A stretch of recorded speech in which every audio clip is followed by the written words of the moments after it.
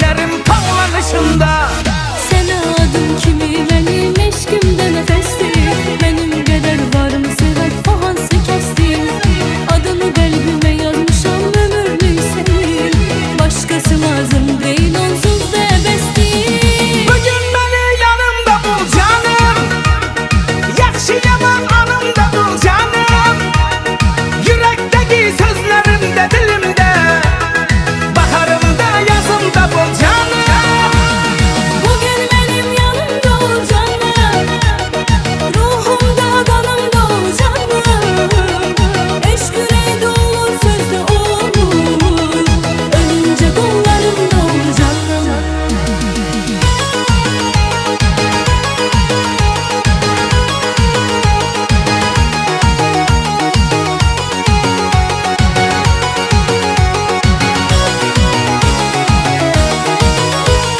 Kaşları kemanımızın gelmene kara, bağlanıp kaldım ahır yamanım sana.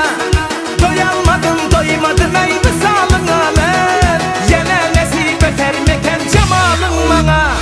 Gör ne güzel yaraşırız birbirimize.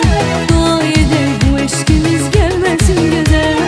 Ele sever bir gün bile ayrı kalmaya. Koy bütün aşıklar hasret taparsın bize. Bugün beni yanımda bul canım, yaxşı yaman anımda bul canım.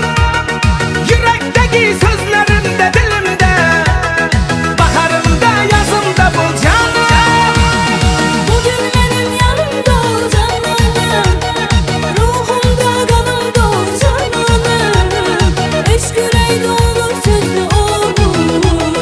Ölünce kollarımda ol canım.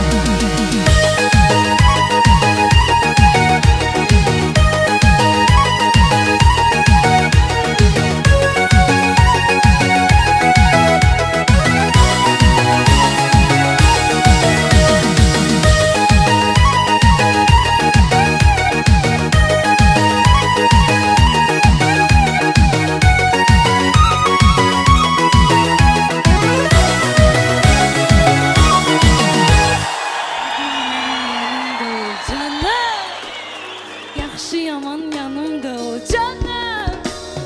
Yürekteki sözlerimde dilimde, baharımda